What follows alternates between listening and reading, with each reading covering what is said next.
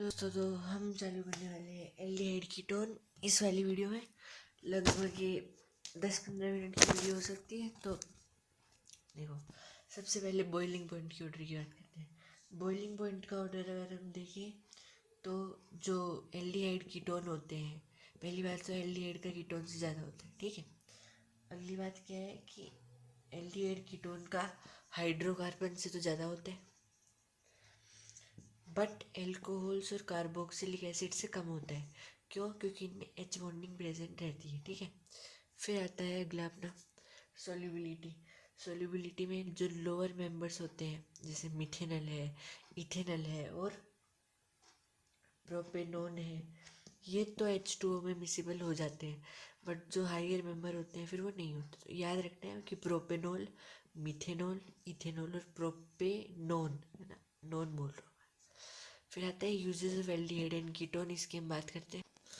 एक और बात है कि इसमें बॉइलिंग पॉइंट की अगर हम बात करें तो जो स्ट्रेट लाइन्ड होते हैं ना, वो ब्रांच्ड से ज़्यादा उनका बॉइलिंग पॉइंट होता है, ठीक है।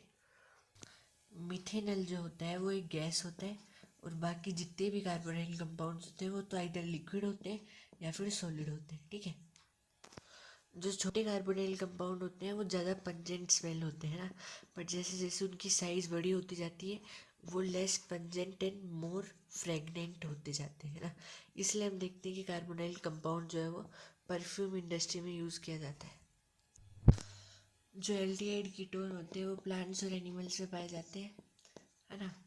और ये इम्पोर्टेंट रोल प्ले करते हैं in life. They are used as flavouring agents के लिए हम इनको यूज़ करते हैं। फ्लेवर देने के लिए हम वेनिलिन को यूज़ करते हैं। वेनिलिन का अगर हम स्ट्रक्चर देखते हैं तो वेनिलिन कुछ ऐसा दिखता है हमारे पास। यहाँ पे OM आ जाता है और यहाँ पे OH आ जाता है, ठीक है, समझ सकते हैं। फिर ये जो है बहुत सारे फूड प्रोडक्ट में भी यूज़ होते हैं, फार्मास्यूटिकल्स में भी यूज़ करे जाते हैं और ये सॉल्वेंट्स में यूज़ करे जाते हैं टू प्रिपेयर एडहेसिव्स प्रिपेयर करने के लिए। और जो 40% एक्वा सोल्यूशन होता है फॉर्मल्डिहाइड का, जिसको हम फॉर्मेलिन बोलते हैं, ये प्रिजर्व करता है बायोलॉजिकल स्पीशीज़ को, ठीक है। और जो फॉर्मेलिन है इसको हम बेकेलाइट को यूज़ बनाने के लिए भी यूज़ में करते हैं।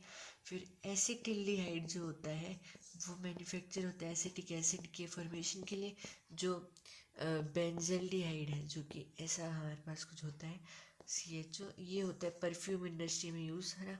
ये याद रखना भाई, NCERT में इम्पोर्टेंट पॉइंट, ठीक। फिर बहुत सारे फ्लेवरिंग एजेंट्स भी होते हैं ना। हम एल्डिहाइड को कीटोन से डिस्टिंग्विश कैसे करते हैं? तो एल्डिहाइड को कीटोन से डिस्टिंग्विश करने के लिए हम या तो टोलेंस टेस्ट को यूज़ कर सकते हैं या फेलिंग टेस्ट को या फिर बेनेडिक्ट टेस्ट को। ये हम वापस रिवाइज कर लेंगे ढंग से, 50 बार 100 बार करेंगे, कोई चिंता मत करो आप, है ना। कुछ कॉमन नेम्स देख लेते हैं। इसका नाम होता है जो ये आपको दिख रहा है, इसको हम बोलते हैं आइसोवलेल्डिहाइड, वलेल्डिहाइड ऐसा कुछ होता है। इसका नाम इम्पोर्टेंट है क्योंकि ये देखते नहीं अपन ज़्यादा, है ना। तो इसका नाम होता है एक्रोलिन। एक्रोलिन मेरे को नहीं पता यार, याद करना है नहीं, बट सारा याद कर लो, 100 बार रिवाइज कर लो। CH2 double bond CH2 CHO, ये होता है एक्रोलिन। तो ये होता है, हाँ, ये होता है क्रोलिन। आइसोवरेल्डिहाइड ये होता है और इसका नाम होता है प्रोपेन 1,2,3 ट्राई कार्बल्डिहाइड, है ना। फिर आता है ये वाला, इसको हम बोलते हैं फ्लैटेल्डिहाइड। जैसे फ्लैटेलिक एसिड होता है ना, वैसा ही। तो आसान, इन तीनों को डिस्कस करते हैं। तो अगर ये 1 डिग्री है और इसको हमने AG और CU से पास कराया तो ये क्या प्रोडक्ट देगा? ये प्रोडक्ट देता है CH3CH2CHO, है ना। अगर इसको हमने AG और CU से पास कराया तो ये क्या देगा? कीटोन, है ना। और ये क्या देगा फिर? ये देता है एल्कीन। तो ये इंपॉर्टेंट बात है कि अगर AG या CU के पेपर से पास कराते हैं और अगर 3 डिग्री हो तो वो एल्कीन देता है, ठीक है। अगर मान लो सवाल ये आ गया जो कि बहुत बार आता है, तो क्या करोगे? बात सुन लो ढंग से, बहुत ध्यान से सुनो कि ये जो है वो एक नहीं है, ये 2 है एक्चुअली में, है ना।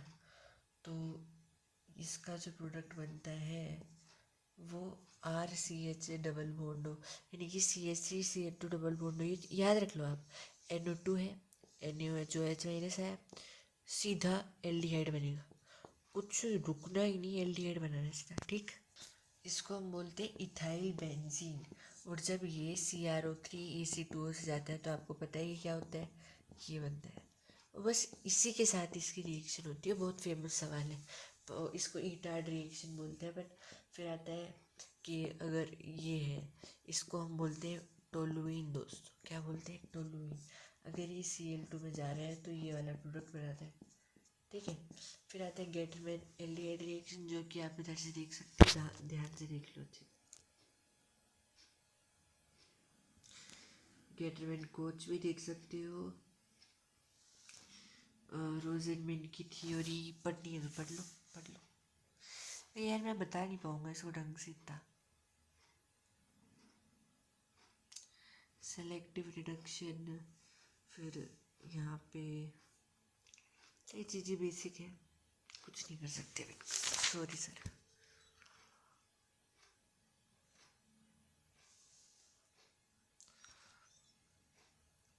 एमिनो वाली इम्पोर्टेंट रिएक्शंस हो सकती हैं आप सबके,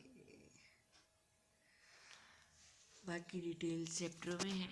अब हम बात करेंगे दोस्तों न्यूक्लियोफिलिक एडिशन रिएक्शन की।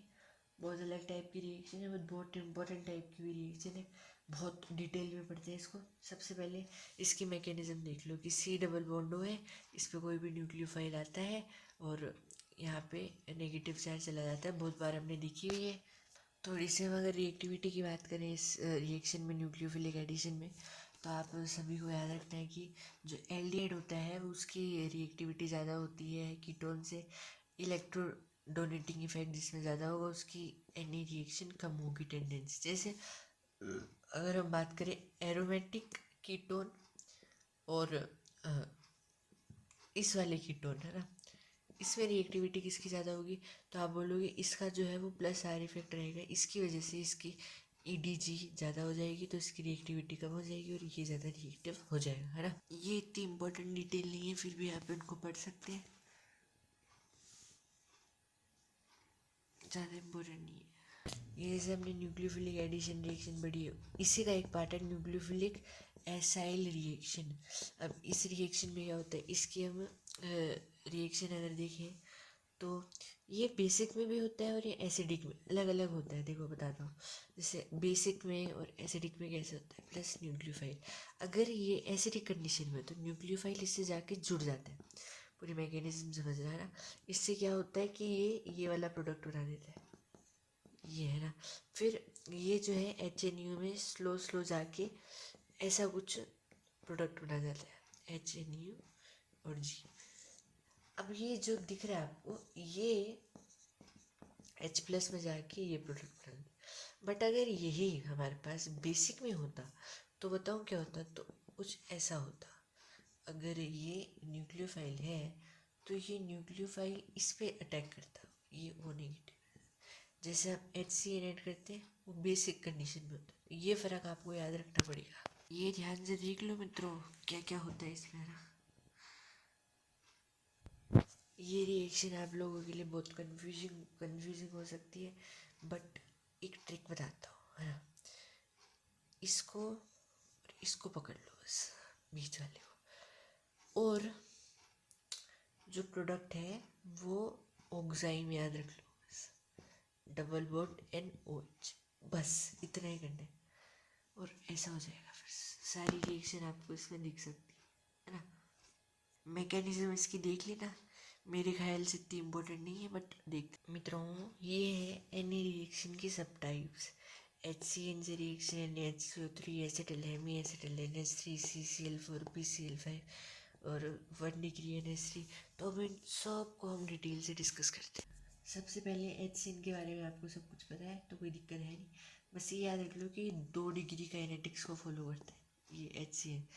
NaHCO3 की अगर हम बात करें तो डिट्टो कुछ ऐसा ही दिखता है, इसकी आप रिएक्शन देख सकते हो, लगभग लगभग उसी की तरह है, अपना HCN की तरह है ना, बस। तो मेरे हिसाब से कुछ भी याद मत रखो इसमें। फिर आता है एसिटिल हेमी एसिटिल, है ना, इसके बारे में बताता हूँ आपको। ये डेफिनेशन दोस्त मैंने तेरे लिए लिखी है, याद कर ले इसको पढ़ पढ़ के। एसेटल और कैटल बनते कैसे हैं ये देख लो बार बार, इसको ऐसे देख मत, बस एक काम कर, वाइट बोर्ड ले और वाइट बोर्ड पे उसको वापस लिख, याद हो जाएगा वापस पूरा। ये भी बार बार पढ़, हेमी एसेटल देख ले भाई कैसा होता है, ढंग से याद कर ले, याद होना ही चाहिए, भूलना ही मत। एसेटल देख ले कैसा होता है बस, ठीक। साइक्लिक एटल देख ले, साइक्लिक एसेटल देख। मैं तो पढ़ रहा नहीं है मैकेनिज्म, काम तो आनी नहीं, तेरे को देख रहा है तो देख। टाइम देगा ना, 2 मिनट बचे, देख ले पढ़ ले ढंग से। यार देख मैं बोलूँगा तब भी वही बात है, दिमाग में तो है ही, 50 बार रिवाइज 100 बार रिवाइज करेगा हो जाएगा अपने आप। पढ़ता रहे बार बार, ऐसे सोच मत कि अभी याद हो अभी याद हो, जोर मत डाल दिमाग, ऑटोमेटिक दिमाग ले लेगा बस। 40 दिन में भाई 100 बार तो कर ही सकता है यार। तो हर वीडियो को अगर मान ले 50 वीडियो बन रही है, 2x पर भी देखे तो बढ़िया स्पीड में कर सकता है यार। मैं तो मानता हूँ बात, 100 कर सकता है 100 बार, और 100 बार कर लिए तो कोई दिक्कत आएगी नहीं, है ना। ध्यान से देखता रहे भाई,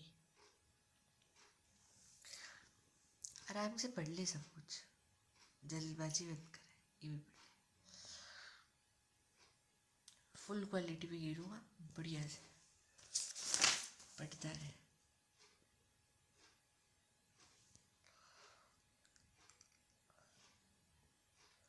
अगली पार्ट में अपन ये अगला वाला कर लेंगे कॉन्सेप्ट, क्यों लिख के भी क्या ही कर लूँगा यार।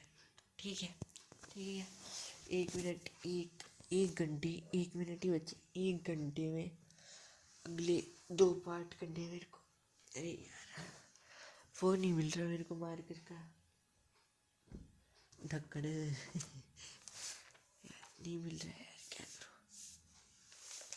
बुढ़ापा सर चढ़ गया। ठीक है गुरु, बाय, खुश रहे।